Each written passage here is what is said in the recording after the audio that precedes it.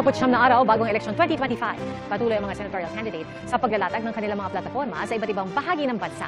Ating saksihan. Kabilang sa mga plano ni Atty. Angelo de Alban, ang Free Therapy at Developmental Assessment. Sa Zamboanga, Sibugay, binisita ni Caliote de Guzman ang Fisherfolk Community. Idinetalya naman doon ni Luke Espiritu ang kanyang senatorial journey. Nagpaalala si Senator Bongo sa banta sa kalusugan ng mainit na panahon. Agrikultura ang bibigyang prioridad ni Senator Amy Marcos.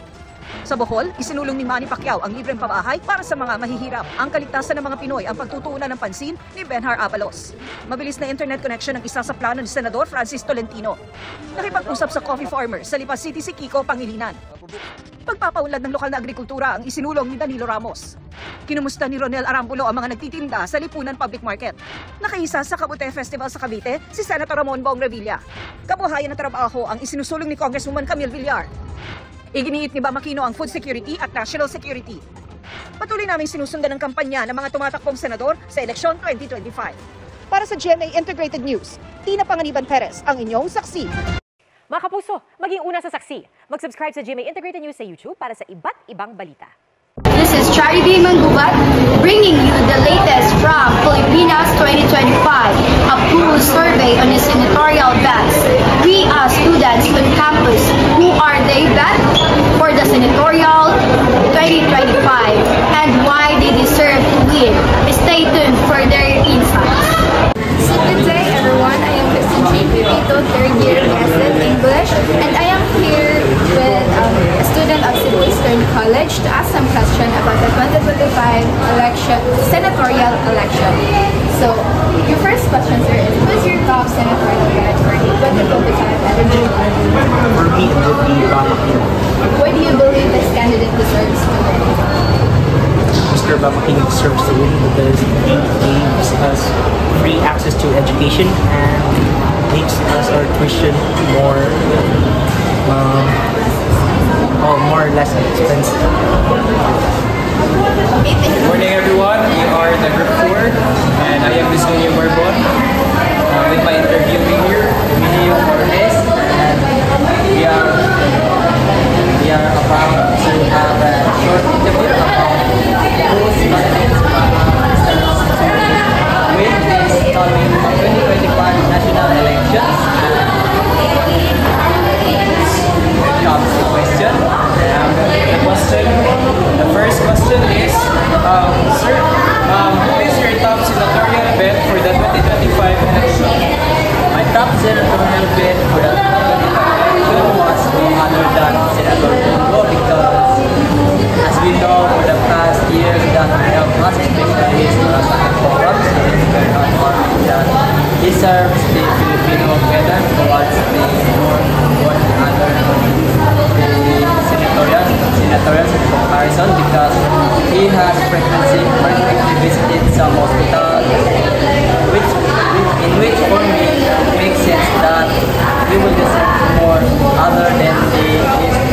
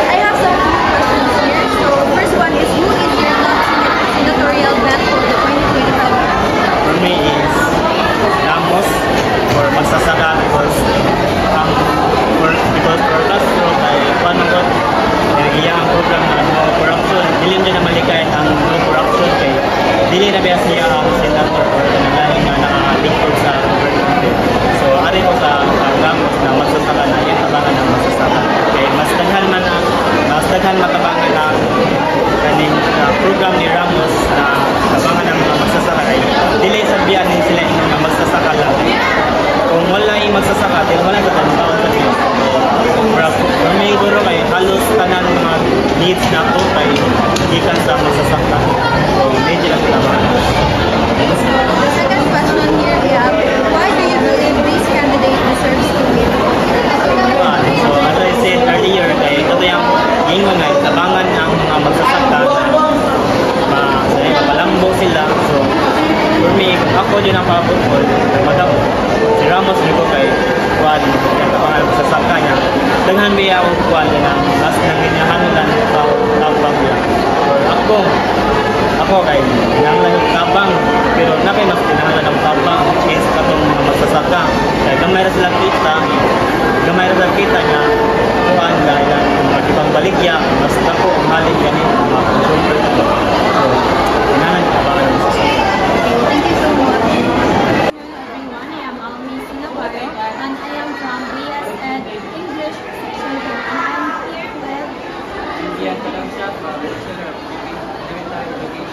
Okay, so as election approaches, so who is your top senatorial bet for the 2025 election? For me, it's Bang Aquino.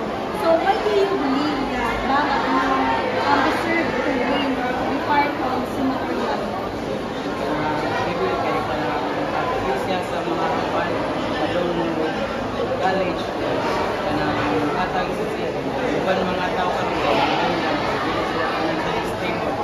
Alright, thank you so much. Good afternoon, everyone. I am Jeremy Ansapol, taking up Bachelor of Secondary Education major. So I'm here with Denise Asal. My favorite program is third year tourism. So I have a question here about who is your top senatorial bet for the 2025 So why do you believe this candidate deserves to be due to number of Hey, I am Fatima Mohanoy and I'm with Pranami Pidel. Yeah, so now I have a question for you. Who is your top senatorial bet for 2025 election? For me, it's Bang Aquino. So why do you believe this candidate deserves to win? Ay, nagpansin ko ng free education for college. So, good evening everyone. My name is Eva Mace Esmond and I'm here to get this on. Okay, so can I ask a question? Okay, what did you choose when you chose for the senatorial and why do you choose this post? I chose Bakito because education matapang siya sa matapang naman. To wrap up for our Filipinas 2025 campus survey, the voices of students reflect the hope of a new generation leaders. Remember that every vote counts, so make yours matter. This is Almi C. Navarro signing off. Stay informed, stay engaged.